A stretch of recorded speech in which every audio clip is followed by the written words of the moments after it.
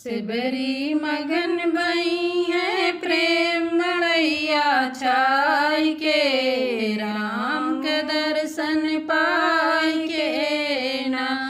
सिबरी मगन भई है प्रेम मड़ैया छाई के, राम के दर्शन पाई के ना। आए राम लखन दोनों भैया पहुँचे सिबरी के मड़ैया। आए राम लखन दोनों भैया पहुँचे सिबरी के मड़ैया। सिबरी मगन भैया कुश चुनरिया बिछाई के, राम के दर्शन पाई के ना। सिबरी मगन भई है कुशक चटैया बिछाई के, राम के दर्शन पाई के ना।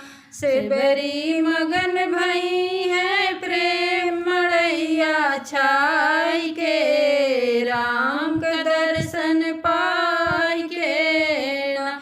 सिबरी मगन भई है प्रेम मड़ैया छाई के, राम के दर्शन पाई के ना। आए राम लखन दोनों भैया बैठे सिबरी के मड़ैया।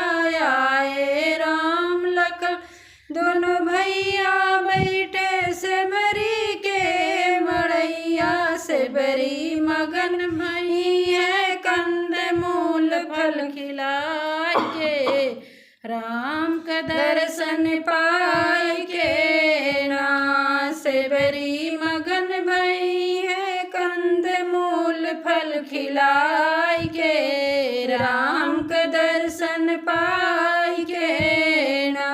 सिबरी मगन भई है प्रेम मड़ैया छाई के, राम का दर्शन पाई के ना। सिबरी मगन भई है प्रेम मड़ैया छाई के, राम का दर्शन पाई के ना। आए राम लखन दोनों भैया बैठे सिबरी के मड़ैया।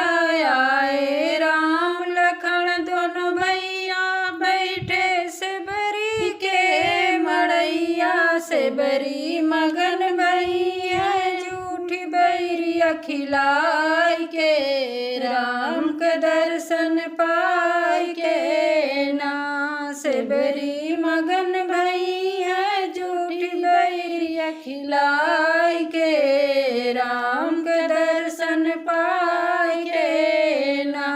सिबरी मगन भई है प्रेम मड़ैया छाई के, राम के दर्शन पाई